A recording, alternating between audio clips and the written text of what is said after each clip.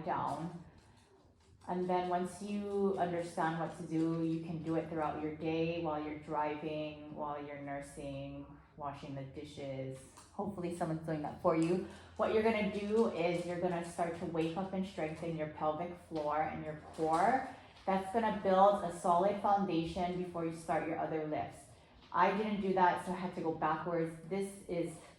Seems boring, but it's so important. So what you're gonna do is with your knees up, you're gonna take a breath in through your nostrils. You're gonna imagine your rib cage expanding 360 degrees. And then what you're gonna do is relax your pelvic floor almost to the point where if there was some air there that you needed to toot out, you would kind of let it out. So we're not gonna bear down or like push out a fart or anything, but you're gonna expand the rib cage. So breathing in, relax everything down here, almost to the point where you're gonna push out, but you're not pushing out, okay? Relax, relax, relax. And then what we're gonna do is exhale. When you exhale, what I want you to do is, it's kind of a kegel, but not. So you're gonna think about this as a canister. You're gonna think about compressing the canister in, and you're gonna think about if you had like a pea or a ball right here, you're gonna draw it up slowly. So think about kegling, picking up the pea with your vagina, compressing the pelvic floor. So we're gonna breathe out. We're gonna draw in while we breathe out. Draw in, draw in, draw in, compress this canister, and then repeat. So inhale, 360 degrees slowly. You're gonna relax this area, almost like that sphincter is just at its most relaxed it could be, both sphincters. Okay, and then we're gonna exhale. Now we're gonna squeeze, squeeze, squeeze. Not hard, just gently, like we're drawing in, compressing this canister. Okay, so just practice this when you're lying down, and once you get good at it, you're gonna be able to do it throughout your day. And then we'll go from there. So the wall sit is the safest exercise you can do for your joints. It's really effective at building your quad and lower body strength. So I want you to use this as an indicator for your baseline. I'm assuming you're intermediate and you were lifting before you got pregnant or while you were pregnant. So what you're gonna do is make sure your thighs are at a 90-degree angle to the wall. Your shins are at a 90-degree angle to the floor. You're gonna draw in, press your lower back into the wall. If you can coordinate it, you're just gonna hold this stationary. I want you to do your pelvic floor exercise while you're holding here. If you can hold for 1 minute or longer, then we can probably add some weight, but start off like this for now. So pushing your lower back into the wall. You should feel your legs warm up and kind of tremble. If you want to make it harder, what you can do is add some bands. One band starting above the knee, and then a second band once you are a little more advanced. And what this does is it forces your glute medius to wake up. A lot of people have a weak glute medius that causes our knees to cave. So once you add the bands one at a time, start with above the knee. And then once you progress, you can add another one below the knee. You're gonna hold this wall sit, pressing your lower back into the wall to close this gap. And then you're gonna press your knees out against the band. So it's a lot of things to coordinate. If you can do this for a minute, then we're gonna add some weight. And then think about doing your pelvic floor exercises. So expanding the rib cage 360 degrees, relaxing the pelvic floor, relaxing both sphincters, okay?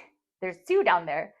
And then what you're gonna do is exhale, think about that rib cage collapsing, think about drawing up that P through your pelvic floor and compressing the canister. Do 3 sets of these for about a minute. This is a knee banded glute bridge. What we're gonna do is starting off with our knees bent, or even you can even start without the bands or just one band above your knee. What we're gonna do is bridge up. So hold that core in tight. Think about a neutral spine. Think about what you're using to bring your torso up is a glute squeeze. So we're gonna hold here for about a minute, okay? Thinking about our breath. So inhaling, expanding the rib cage from the front to the back throughout the sides, relaxing our pelvic floor. So almost as if you were gonna let a toot squeeze out, but we're not bearing down. And then we're gonna exhale, draw up like a slow kegel, compress the canister, making sure you're squeezing your glutes to keep a straight line from your knee through your hips all the way to your shoulders. Good.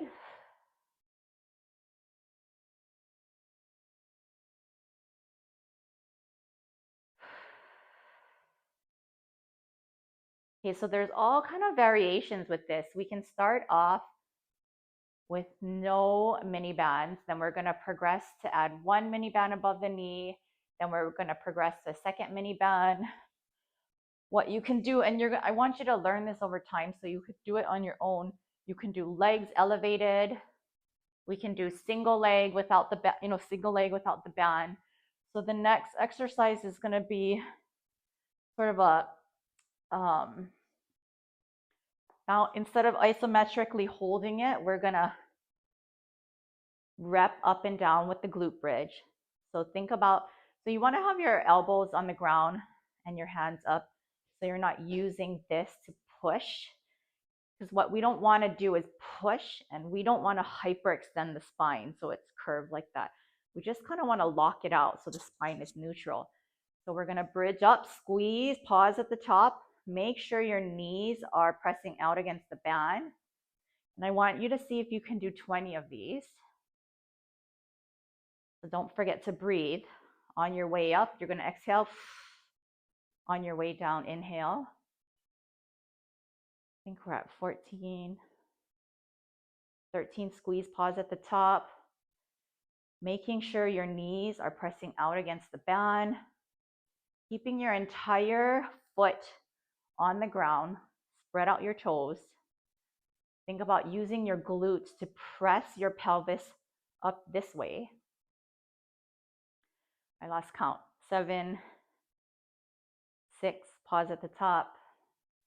5, make sure the knees are drawing out. Holding that core in tight to support and hug your spine. 3 more. 2 more. Okay. So do 3 sets of the isometric glute bridge where you're holding it. Do 3 sets of the glute bridge with repetitions. And then what you can also do are clamshells. So we're working on building your glute and your lower body, because this is a foundation for your core as well. So do these clamshells. What you can do is start off just one above the knee. If you only have one band, anytime you move it lower, it's going to get a little harder. The important thing with this one, you want to make sure you have a neutral neck, and you want to make sure your hips are stacked, that we're not rotating this way. Okay, so what you want to do is kind of squeeze at the top and slowly lower down so we get some of that eccentric work in. See if you can do 20 on each side, making sure the hips are stacked, making sure everything is neutral from your head through your shoulders. So you always want to think about aligning your ears above your shoulders for that posture, especially because you're bending over all day long, whether at a computer screen or nursing your baby. So do 20 on each side. So these are the dead bugs. What you're gonna do is start off on a position with your knees bent on your back. You're gonna take your left hand, whatever is the opposite hand, you're gonna put it to the opposite knee. Okay, and what you're gonna do is push hard. Push with your knee this way, push with your hand this way. You're gonna notice the gap between your lower back and the ground is closed. You wanna keep it closed at all times. Now, beginner is gonna be keeping this knee bent. You're just gonna bring the opposite knee to the opposite arm. Making sure you're constantly pressing your lower back into the ground, making sure your knee is actively pressing this way and your hand is resisting. So we're gonna start from here. Once you progress, okay, you're gonna extend that leg all the way out. You also wanna think about your lowest rib cinching down towards your hip at all times, okay? So this is good for beginner, intermediate. Most females have a weak core, even if they're able to lift heavy loads in the gym. So you're gonna do about 10 on each side. Take some coordination, which is good. It's good for the brain-body neuromuscular coordination. So making sure you're always think about keeping that lowest rib drawn down towards your hip, keeping that gap between your lower back and the floor closed, actively pressing your knee this way into your hand, and then switch to the other side. So it kind of looks like this.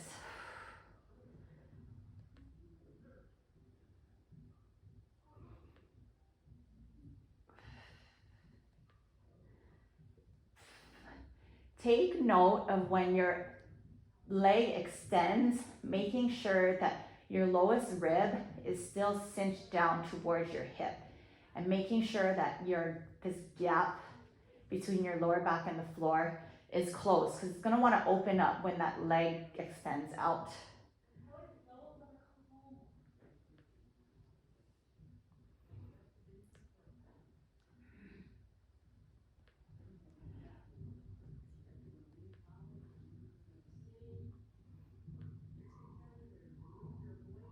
Goodman's going into an 8-point plank.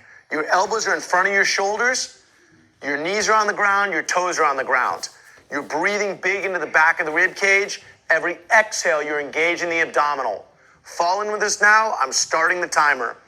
Every inhale, you focus on the rib cage expanding. Every exhale, the abdominal engaging.